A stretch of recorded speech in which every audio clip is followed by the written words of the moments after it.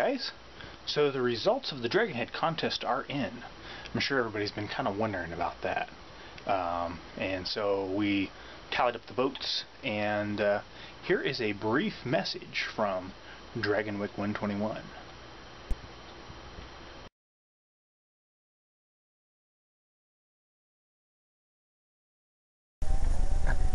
Where is that stupid dragon? I gotta find him. It's bad enough I went and lost the contest, but you know, it's not my fault.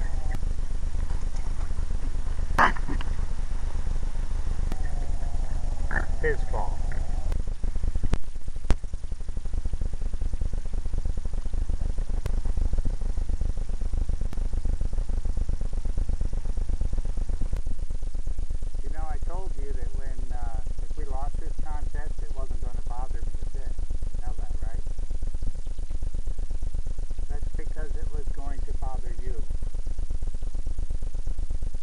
Could you go check on the forge for me?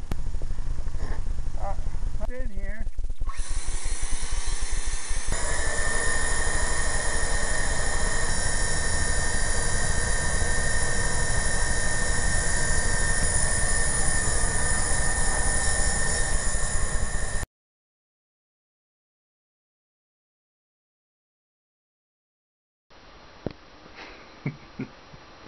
Well played, sir. Well played indeed. This time Lady Luck favored me, but next time, who knows? Really, I don't think there was a winner or a loser in this contest, because I think both the Dragonheads turned out pretty cool. Personally, I would have voted for Dragonwick 121's Dragon over my own, just because there were so many little things that just were rushed and did not go according to plan and did not turn out the way that I wanted them to with my own dragon. So this version that's out there right now is kind of the prototype, and I'll be tweaking it and hopefully putting out another one here shortly that will be a little bit closer to what I had originally intended. So again, we'd like to thank everybody that participated in the contest. I still need to hear from several of the contestants so I can send you your prizes. But I have heard from Rotswang Robot 001 and 9 Cats, so I will be finishing your skulls and sending them out directly. So next week's vlog will have a little short segment on finishing and painting the 2 skulls from the contest. Anyways, that's the results of the contest, and you might be wondering about the background here. I am standing in what can be considered the original DragonBone basement.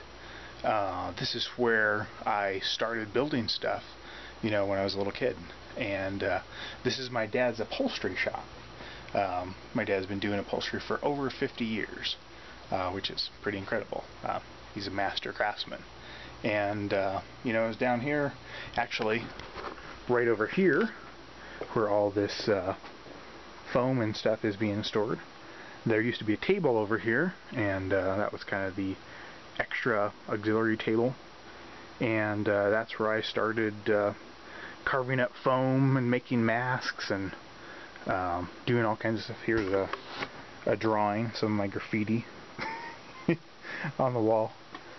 Actually, this is a shelf, but anyways, yeah, so this is the origins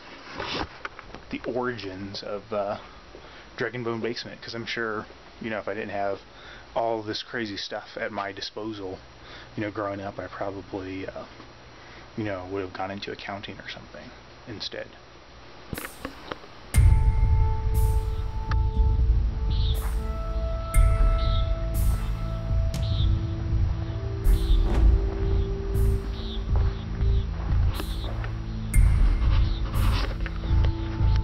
Today we are at Area 47, which is also known as the Dragon's Nest, and this is somewhere where the wife and I like to come for a little bit of R&R.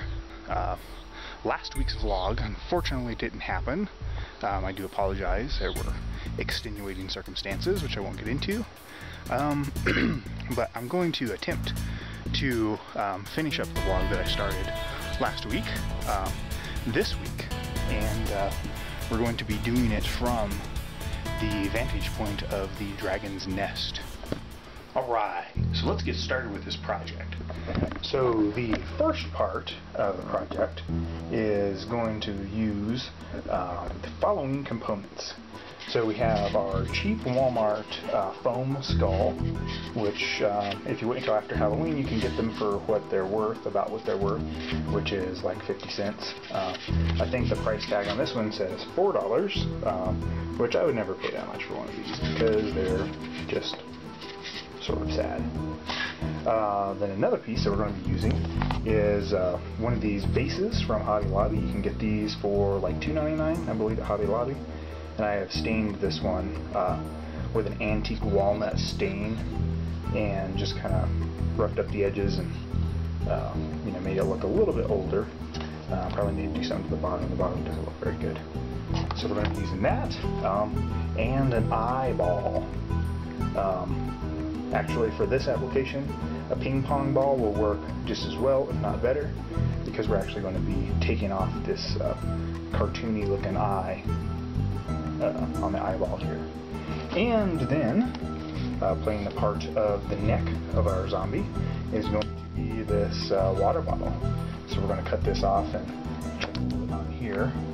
And then, for the teeth, since the teeth on this thing are just sort of lackluster, we're going to be using some hot glue, some white hot glue.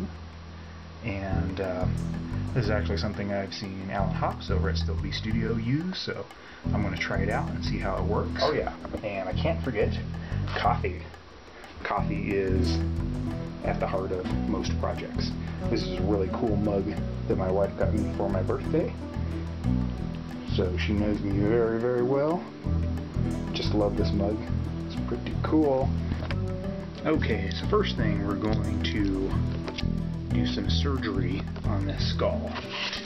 And what I'm going to try to do here is separate the upper and the lower jaw.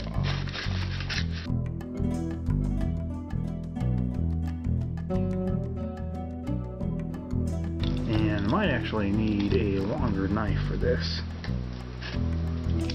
Fortunately, I came prepared.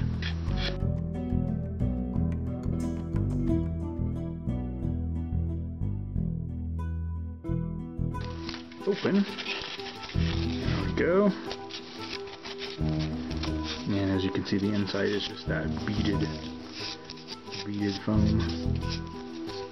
So we now have a top piece that we can use. Okay, next we're going to make the neck. So we're going to take our water bottle here, and we're going to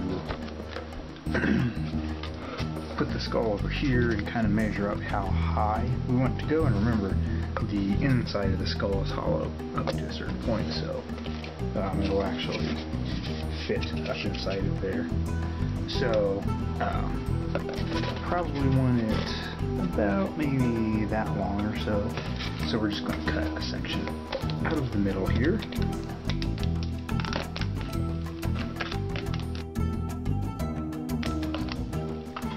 Okay, then we're going to cut this other section.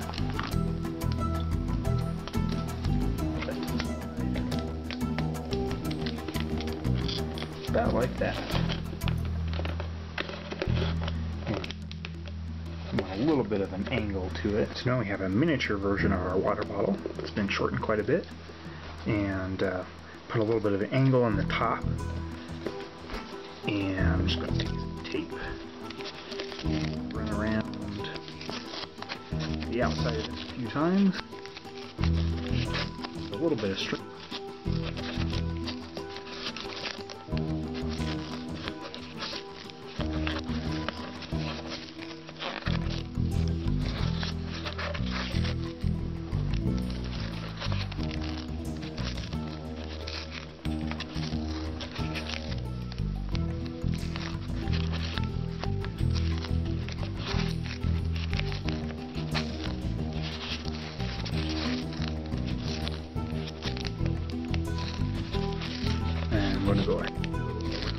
base a little bit, just because these water bottles are so flimsy. Actually, what we could do is grab this piece from the floor, cut it down the side, throw that around the outside.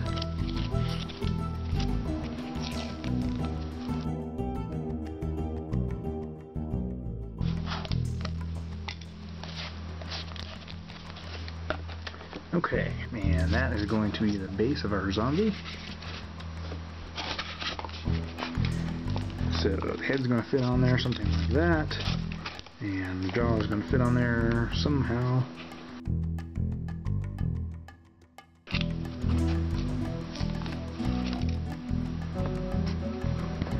So the jawbone doesn't look very good when it's open, because it has these little pieces sticking out, and so I'm just going to go in and trim these out.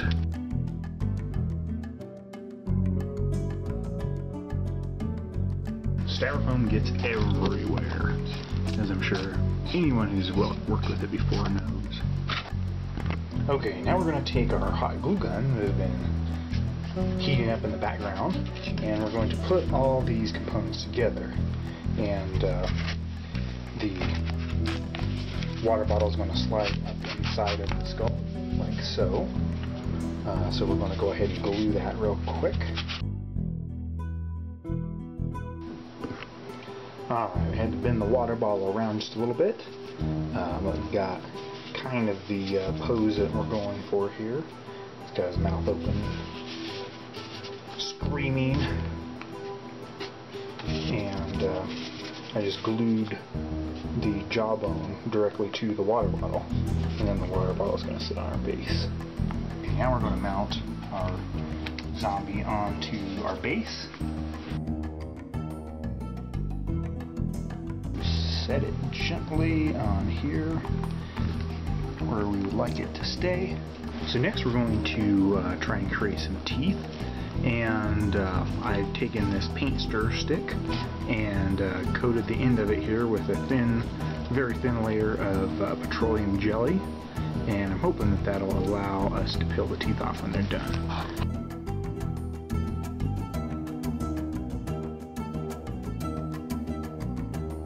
So while the teeth are curing, we're going to work on some eyes. Now, as cool as this eyeball is, we are looking for a more realistic look. And so what we're going to do is cut this eyeball in half. And again, a ping pong ball would work just as well, probably better. Alright, so now we have two halves, one blank and one with this corny eyeball shape on it. So what I'm actually going to do is I've got some 150 grit sandpaper here, some fairly fine grit sandpaper, and I'm just going to sand this eyeball off.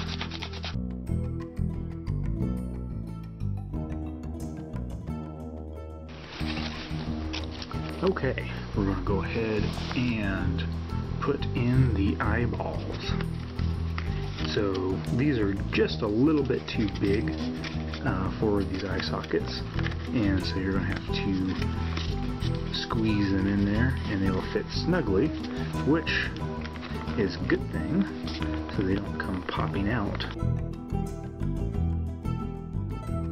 So I've used the scissors and kind of cut these down to more or less tooth shapes. Now we're going to go ahead and mount these into our zombie head. So to help mount our teeth, I've squeezed out some of the acrylic latex silicone caulking stuff, and we're just going to add a little bit of acrylic paint.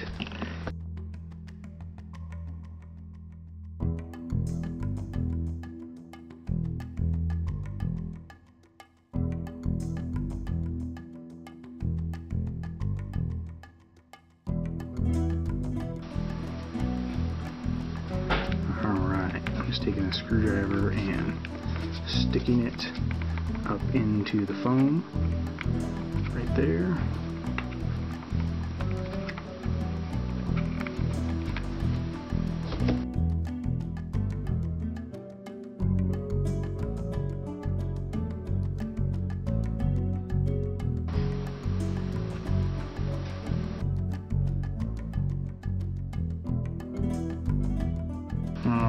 looking more zombie-ish already.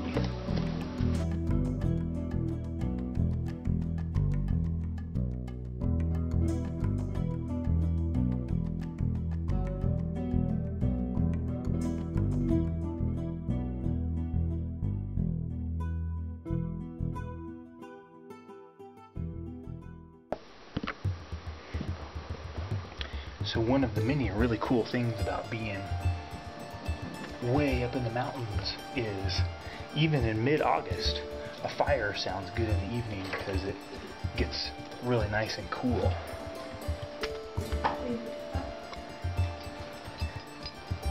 How am I supposed to build a fire to keep running away with all the sticks? What are you going to do with that?